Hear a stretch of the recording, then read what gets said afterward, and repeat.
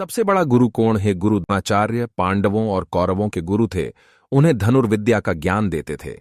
एक दिन एकलव्य, जो कि एक गरीब शूद्र परिवार से थे, द्रोणाचार्य के पास गए और बोले कि गुरुदेव, मुझे भी धनुर्विद्या का ज्ञान प्राप्त करना है। आपसे अनुरोध है कि मुझे भी आपका शिष्य बनाकर धनुर्विद्या का ज्ञान प्रदान करें।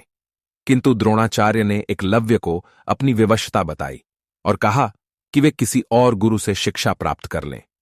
यह सुनकर एकलव्य वहां से चले गए। इस घटना के बहुत दिनों बाद अर्जुन और द्रोणाचार्य शिकार के लिए जंगल की ओर गए। उनके साथ एक कुत्ता भी गया हुआ था।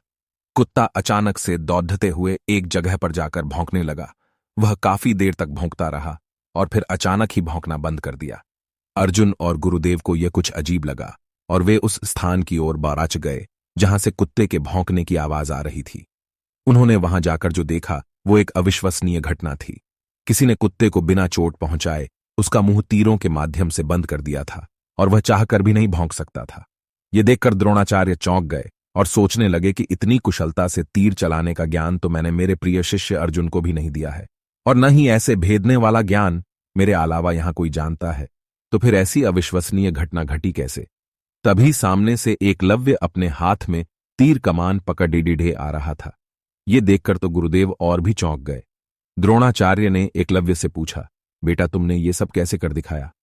तब एकलव्य ने कहा, गुरुदेव, मैंने यहां आपकी मूर्ति बनाई है और रोज इसकी वंदना करने के पश्चात मैं इसके समकक्ष कड़ेरा अभ्यास किया करता हूं, और इसी अभ्यास के चलते मैं आज आपके सामने धनुष पकड़ ढहने के लायक बना हूं। गुरुदेव ने कहा, तुम धन्य हो, तुम्हारे अभ्यास ने ही तुम्हें इतना श्रेष्ठ धनुर्धर बनाया है, और आज मैं समझ गया कि अभ्यास ही सबसे बड़ा गुरु है। भगवते नमः।